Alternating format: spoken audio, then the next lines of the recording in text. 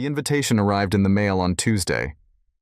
At first, Rose thought it was another credit card offer and was about to throw the envelope in the trash. But something caught her attention. There was no stamp on the envelope. A black envelope with no return address, with a gold-embossed label. Mr. and Mrs. Chris. Confidentially. Rose was intrigued. She carefully opened the thick envelope and took out a heavy card with gold embossing. Turning it over several times, searching for any sign of the sender, she slowly read the cursive message. A close but anonymous personal acquaintance has recommended that you receive an invitation to an exclusive private party. This case cannot be discussed at this time. I want to assure you that any concerns about the legality of this invitation are unfounded. This is not a trick or advertising. Your expectations for the evening will surely be exceeded. The party will take place on the 1st of May at 20 o'clock sharp. The dress is semi-formal. Due to the exclusive nature of this invitation, your immediate attention is critical. Please respond to the number below as soon as possible. Then you will be provided with additional information. Sincerely, your owner. How mysterious, Rose thought. She turned the card over a few more times, but didn't find any clues. Finally, with a sigh, she put the invitation aside, deciding to discuss it with her husband when he returned from work. William and Rose Chris lived a typical upper-middle-class suburban life. Both were in their 30s, attractive and outgoing. Rose enjoyed her role as a housewife and mother of 2 daughters, while William's career as an investment advisor was just beginning to take off. Although the family was not yet rich, they were very comfortable in their beautiful home in a quiet area with similar families. Their neighbors were friendly and sociable, but with the advent of children, William and Rose stayed at home more often, only occasionally meeting with friends or having rare dates. Life has become routine and predictable. Although neither Rose nor William complained about it, they occasionally thought that maybe it would be nice to add a little variety. Even in the bedroom, the couple's relationship remained stable and satisfactory. They made love regularly, usually on weekends, and both felt devotion and affection for each other. There were no serious problems in their marriage, and neither of them ever thought about infidelity. However, if asked to be honest, both would agree that there was something missing in their lives, something that they could not define or explain. "I have no idea what it could be," William said as he looked at the invitation that evening. "Perhaps this is some kind of advertising gimmick or something related to real estate, or maybe another Amway scheme. But there's no postmark or return address. It's strange." "I know," Rose agreed. "But it ended up in our mailbox along with other letters. Do you think someone brought it personally?" "Perhaps. I don't know. What do you think? Maybe I should call and find out what's going on. I'd like to know who sent it." Rose couldn't stop thinking about the invitation all day. The thought that it might be legal had certainly crossed her mind, and honestly, the idea was exciting. It had been a long time since they had been to a real party. An elegant, exclusive gathering to dress up for could be just what was needed. "Of course, it's worth finding out what we're talking about," she finally said. William dialed the number, and a deep male voice immediately answered. "Yes? This is William Chris. I received an invitation to a party and—" "Yes, of course, Mr. Chris," a voice interrupted him. "Thank you for your quick response. We sincerely hope that you and your wife will not have conflicts this evening. May I confirm your presence?" "Wait," William said, slightly annoyed. "I have a few questions. What kind of event is this? Who are you and how do you know my name? You should know that we are not interested in any commercial offers or timeshare opportunities. I assure you, Mr. Chris, that the party has nothing to do with sales or marketing. In fact, nothing will be required from you except your presence. Enjoyment of your company is all that is expected. This is a very exclusive party to which you and your wife have been specifically recommended and invited. You should feel privileged. I'm sure you'll enjoy the evening immensely. Who are you and who recommended us?" "Unfortunately, This information is confidential to protect the privacy of our guests. I can only say that this is a person you trust." "I don't like surprises," William said sharply. "This all seems strange." "I understand your concern, Mr. Chris. I assure you that you have nothing to worry about. This will be one of the most enjoyable and unique evenings of your life. Do I confirm your presence?" "Wait a second." William covered the receiver with his hand and looked at his wife, who was listening attentively to the conversation. "He says everything is legal and that we will have fun, but it doesn't explain who he is and why we were chosen. I don't know. What do you think?" "It sounds a little creepy, but intriguing at the same time. I guess if it turns out to be fake, we can always leave," Rose said thoughtfully. "What do we have to lose?" William thought for a moment, then returned to the conversation. "Yes, okay, we will accept the invitation, but I hope it's not a prank. When and where?" "The 1st of May at 8 in the evening. Congratulations on your decision. Drinks and dinner will be served, followed by live entertainment. The dress is semi-formal. Do you need to write down the address?" "Yes, wait. Okay, speak up." "Address, 1590 1 Peacock Way. Are you familiar with this area?" William immediately realized that this was a very prestigious part of their city. He had several acquaintances and clients living there. "Yes, I know where it is." "Wonderful. When you arrive, you will be asked for a password to ensure confidentiality and prevent unauthorized access. The password is royal. Please do not share this information with anyone. It's clear?" "Yes, I think it's clear," William replied, although doubts were still swirling in his head. "Great," said the voice. "You won't regret coming. This will be an unforgettable evening for you and your wife. We look forward to your presence. Good evening." The line went dead. William and Rose spent a lot of time talking about mysterious events. William was still convinced that it was all a hoax. Although Rose shared her husband's doubts, she was also excited about the upcoming lavish party. It seemed fun and exciting, and she already started planning a new outfit. The bustle of everyday life almost made the couple forget about the upcoming event. Rose managed to hire a nanny and, after sneaking out one day, purchased a form-fitting cocktail dress and several accessories. When the day of the party arrived, the young woman took the time to get a full makeover at an upscale spa and beauty salon. She felt refreshed and beautiful. Her hair and makeup were flawless, and she was excited about the evening ahead. William slowly researched the information about the party, trying to find out who sent the invitation or who recommended them. But he found nothing. No one knew anything specific. And finally he accepted that he would only know the whole truth when he came to the event. That evening, Rose stood in front of the full-length mirror, getting ready to go out. She purchased several new lingerie items at Victoria's Secret, was a black satin thong and bra set that looked amazing on her slender figure. Rose was truly charming. She was 5 feet 4 inches tall, had dark hair in a pageboy cut, soft curls, and looked gorgeous. For the evening, her hair was neatly combed back with an antique comb clip and cascaded down her graceful neck. Her eyes sparkled with green fire. At 34, Rose stayed in great shape through exercise and healthy eating. She had soft features and a fresh look that made her face almost girlish, but her figure was seductive and feminine, with high, firm breasts that peeked out from under her shiny bra. Her stomach was flat and toned, and her skin was a natural tan.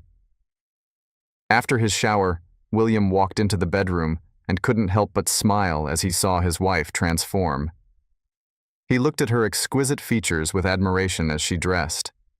He noticed how beautiful her figure looked in her tiny black dress that showed off her graceful legs.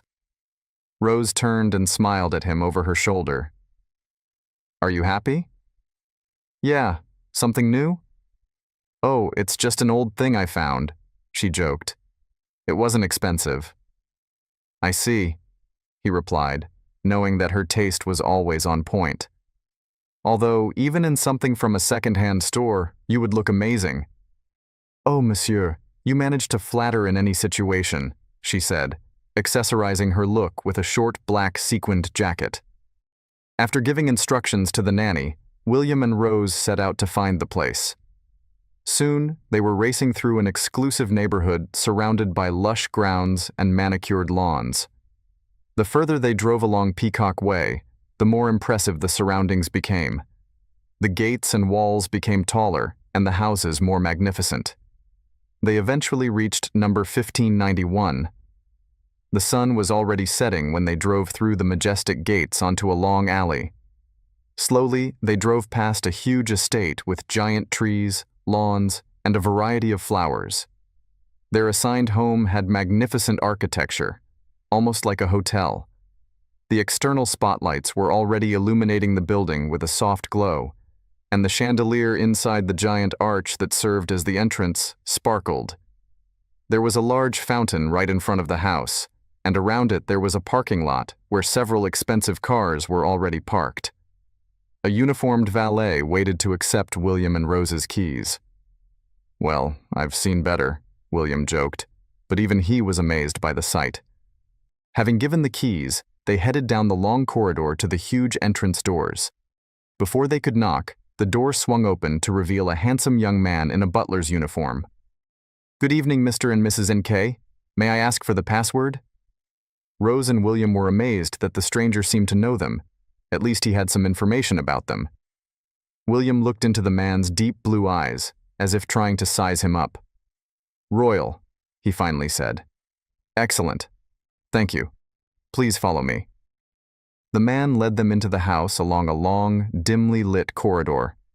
Rose and William looked around the interior with special attention, admiring the beautiful furniture and decorations of the mansion. Eventually, they entered a large room, which turned out to be a library. Every wall, from the floor to the high ceiling, was lined with books, neatly arranged on tall oak shelves. In the center of the room, there were soft leather chairs and sofas for reading and relaxing. It was a cozy place. There were already several couples in the room, quietly talking to each other. The waiters served cocktails and appetizers. William instantly looked around those present, trying to determine if there were any familiar faces among them. All the guests seemed to be about the same age, around 30, and looked successful, attractive, and wealthy. There were 3 or 4 couples. And then William suddenly saw someone familiar. It was Mickey, William's friend, with whom they often played racquetball. Mickey noticed them too and waved with a smile. However, before they could approach Mickey, the butler returned to them, holding 2 jewelry boxes. "A gift from the host. Please put them on and wear them throughout the evening.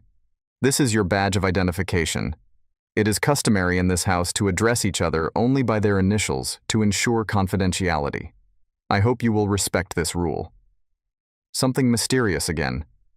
William and Rose exchanged glances as they opened the boxes.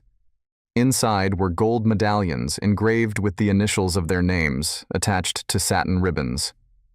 William received purple, and Rose received pink. They put on their pendants and headed to Mickey, or M, as he was called here. "Welcome, glad to see you," Mickey said enthusiastically, smiling widely. "I'm so glad you came. I've been waiting for this for a long time." He hugged them both warmly. "Do you remember my wife?" The couples exchanged greetings and hugs. "What's going on here?" William finally asked. "Who owns this house?" "I'm afraid I can't tell you, my friend," Mickey replied. "But you and your wife are in for an amazing time tonight. You have no idea how hard it was to get to this party. I had to work hard to get you here." "Thank you, but I have a lot of questions." "Who are all these people?" William asked, still stunned. "And why is everyone so strict about protecting their privacy? Using only initials is kind of weird." "Trust me," Mickey grinned. "Everything will become clear soon. For now, just enjoy the moment. Meet the other guests. This place is amazing, isn't it? You probably didn't expect this."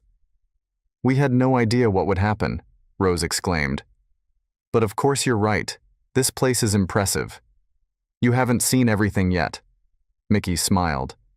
His wife winked at William as they went to meet the other guests. William watched them, secretly admiring Mickey's wife, who was dressed in a sparkling gold dress. William always thought Mandy was beautiful.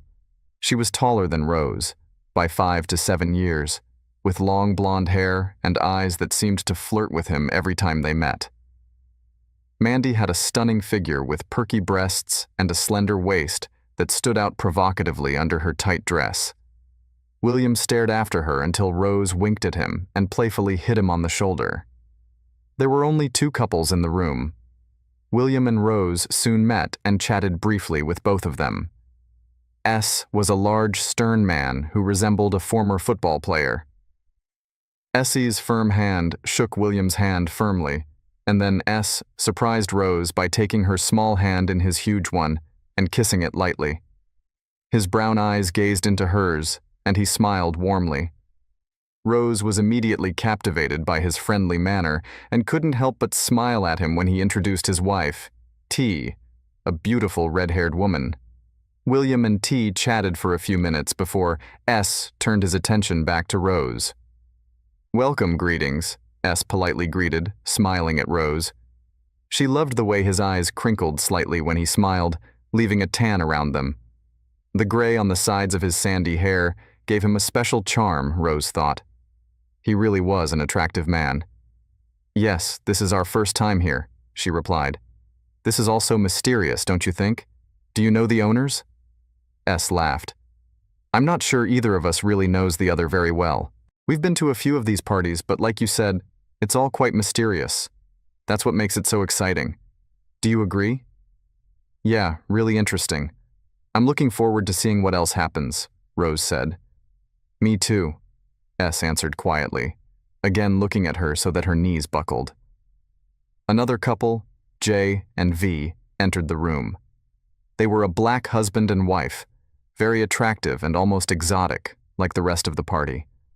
William and Rose found out that they were also here for the first time and were just as dumbfounded as they were. J was a large man, very muscular and tall, about 6 feet 5 inches.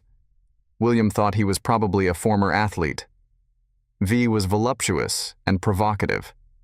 She wore a beautiful multicolored dress that showed off her curvaceous figure and caught the attention of every man in the room with her graceful movement. Rose and William had not yet seen entered the library. He was large, muscular, completely bald, and wore a uniform reminiscent of the butler they met at the door.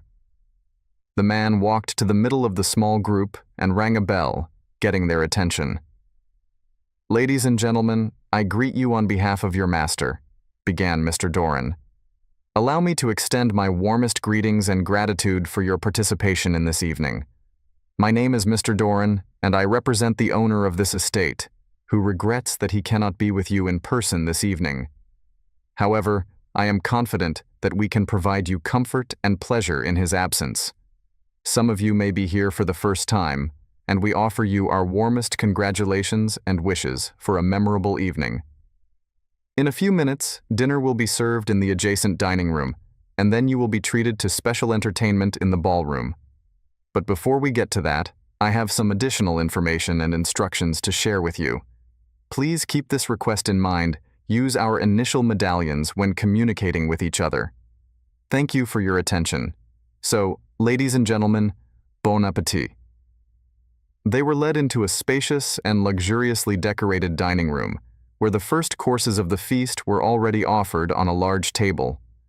An excellent lunch served by attentive and polite staff was a delight for all guests. Couples were allowed to sit together, but at short intervals, to allow them to communicate more freely and get to know each other.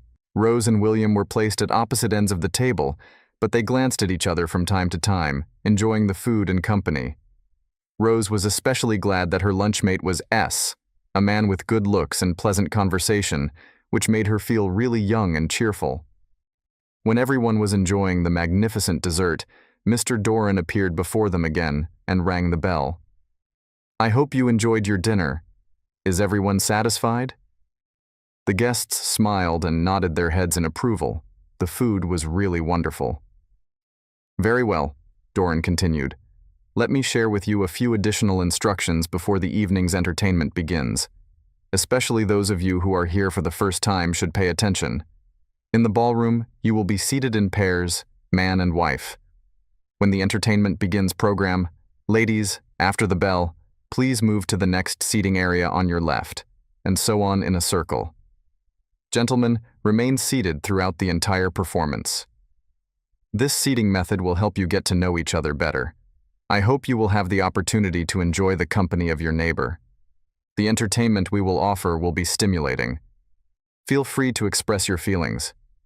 However, if you feel uneasy, you can always leave the room. Please respect the wishes and feelings of other guests. Is that clear? The couples looked at each other again, expressing their agreement, but this time not so energetically. William and Rose, as well as J and V, were a little tense after hearing such strange instructions. The secrecy and mystery of this place and events gave them mixed feelings.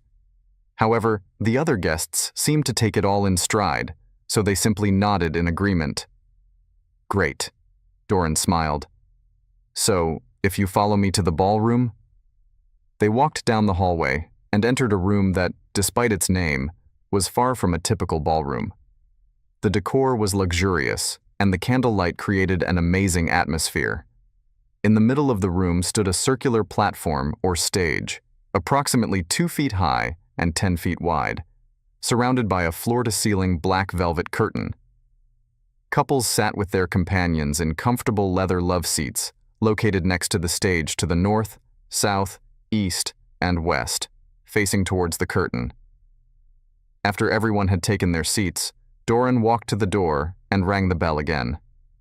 Ladies and gentlemen, I ask you to remember the instructions that I gave you earlier. So, distinguished guests, we present to you the newlyweds. As Doran retreated to the door and closed it, the sounds of pleasant classical music grew louder and the curtain began to rise. The spotlights above the stage dimmed and the king-size bed was brightly illuminated. As the curtain rose, black shoes, tuxedo pants, and a young man sitting in a chair by the bed appeared. Then a beautiful young woman in a wedding dress and veil appeared before the eyes of the guests. The newlyweds were very young, about 19 or 20, and radiated light.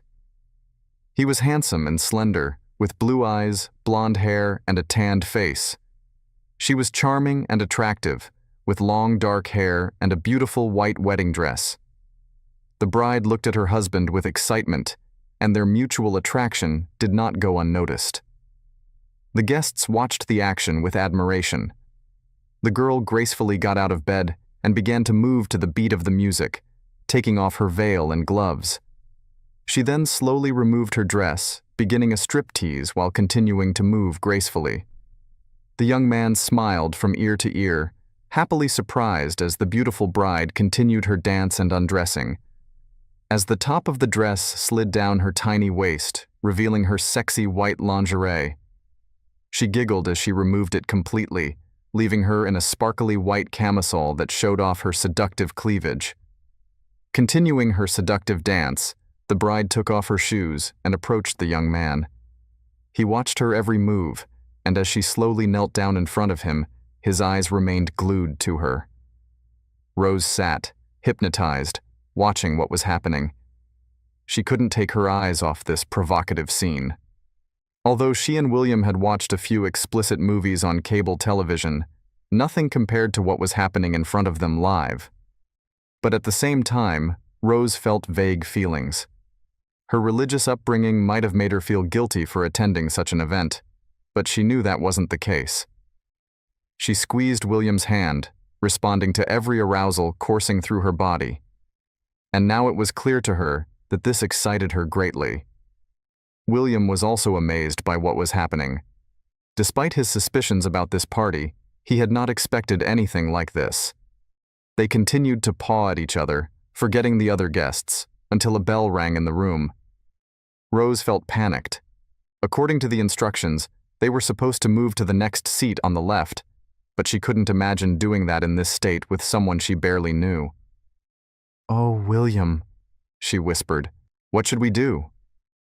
William began to have vague thoughts that paralleled what Rose was experiencing. They were both enticed by this entertainment, almost to the point from which there was no return. Perhaps this was the intent, to push couples to the limit of sexual desire so that the party turned into an orgy. This thought made William think that he and his wife might be involved in something like this. He had never imagined that he would come to this, and now he was confused. When he saw T standing in front of him, he felt that this was a moment of true determination. "I think I should be here right now." The red-haired guy seemed flustered and flushed. William looked at Rose, and at that moment he imagined images of his wife with someone else. He had never thought about it, and he didn't like it, but everything was happening too quickly, and he made a decision. "It's okay, honey," he said, hearing his words. "Let's follow this." Rose looked puzzled and a little scared as she slowly stood up to move to the next seat. There were moans and sighs behind her as she approached Mickey, and he smiled welcomingly. "Enjoying the show?" he asked. Rose sat down in her new seat, not taking her eyes off the stage. The bride was lying on the bed, her chest bouncing slightly as she moved. The young groom looked at her, smiling with lust, and took off his clothes. "It's really intriguing, isn't it?" whispered Monsieur Rose, without looking at him, nodded in response. "Yes, I have never seen anything like this." Rose's heart was pounding in her chest, barely allowing her to breathe. She watched with alarm as the young man began to gently kiss and lick his partner's leg, starting at her ankle and moving up to her tender inner thigh. Next to Rose was Mickey Sullivan, known as M. He no longer paid attention to the scene, knowing that there was little time left before the bell rang, and decided to make the best of it. This was the moment he had long hoped for when he invited William and Rose Chris to this party. Mickey has long dreamed of seducing Rose, the innocent and attractive wife of his friend William, and now the time has come to take the first step.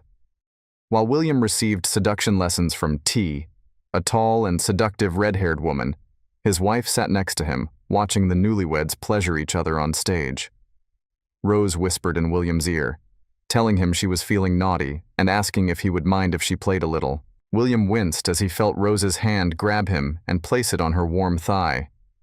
The thought flashed through his mind that he was doing something wrong. Rose looked at the scene in front of her as if in a trance. Mickey slowly approached her, carefully examining her bare thighs, and carefully put his arm around her shoulder so as not to scare her. When Rose showed no resistance to his advances, Mickey lightly touched her knee, carefully watching her reaction. Rose was drunk with desire, and her head was spinning. She felt a hand begin to slowly slide up her leg, but it didn't disturb her lust-filled mind until her dress was gently pushed to the side. Rose involuntarily looked down and saw a man's hand lightly stroking her bare skin. Raising her eyes, she dreamily met Mickey's smiling face. "Let me help you," she heard him say. Mickey moved even closer to her and gently took her hands to remove them from her lap. His eyes captured her charm. William sat back on the sofa and watched the young couple on stage, engrossed in each other. He felt joy, but then he remembered Rose. Turning, he saw her gaze, her mouth, which was breathing heavily. He began to feel irritated, but soon realized that he had no reason to be. After all, he himself invited Rose to sit next to another man. He just watched, not knowing what to do. The chime sounded again. In the fog of her thoughts, Rose felt she needed to move. The man next to her helped her up, telling her they would finish this later. He adjusted her dress and walked her to another sofa. On stage, the newlyweds continued their passionate scene. Rose moved trembling through the dim light until she noticed a silhouette looming in the darkness. Jay sat watching her approach with his sharp eyes, like a big cat ready to pounce on its prey. Although he sat relaxed in his chair, he looked imposing, with his jacket and shirt unbuttoned, showing off his smooth skin and muscles. Understanding her hesitation, Jay extended his hand. In a calm voice, he said, "Come, sit with me. Don't be afraid. Let me please you." She carefully let him take her hand and sat down next to him. On the other side of the platform, William was also experiencing his own mixed emotions. Jay's wife, V, took a seat next to Rose. He smiled nervously at her, noticing her nervousness and slight excitement. Remembering that she, like him, was in such a situation for the first time, William decided to express his concern. "Are you okay?" V met his gaze for the first time and smiled faintly. "Yes, I think. But, my God, I definitely didn't expect this." "We too," agreed William, discovering a commonality of feelings. "It's all so strange, isn't it? But at the same time, I've never felt so excited." He almost regretted saying it out loud, but V smiled warmly back at him, and he couldn't help but appreciate her exotic beauty. "Me too," she whispered, and they both smiled. She began to appreciate the pleasant personality and attractive features of this man she was sitting next to. His soft eyes, easy smile, strong jaw, and body proportions ignited a fire in her that began on stage and now raged in the soul of this sophisticated ex-footballer. Baby, yes." V broke the kiss and moaned. Meanwhile, Jay, V's husband, tried to restrain himself, not giving in to Rose's wariness. The white-skinned beauty was clearly tense, but he noticed how her interest in him grew, and it only took a few convincing words for her to surrender to his strength and masculine charm. Although she pretended to follow the action on stage, he felt her gaze on him. Leaning towards her, he whispered, "You've never seen a man this big before, right?" "Never," she admitted, barely making a sound. Rose turned cautiously and met his gaze. "I had no idea that a man could be so big." Her voice sounded like that of a little girl standing next to a giant. "It's all right," he said soothingly. She felt like she wanted to touch him. Desperately. Leaning towards her, he extended his hand and gently pulled her towards him. The ringing interrupted their momentary moment. Rose took his hand gratefully to stand, wearing only her high heels and the medallion around her neck. She remembered who she was waiting for at the next stop, and this caused excitement. Silently thanking Jay, she took her wrinkled dress and headed to her intimate date. S stood in front of her, waiting. He also took off his clothes, and her heart began to beat faster as she looked at him. His whole appearance attracted her, from his warm smile to his unique eyes, as if penetrating into the very heart.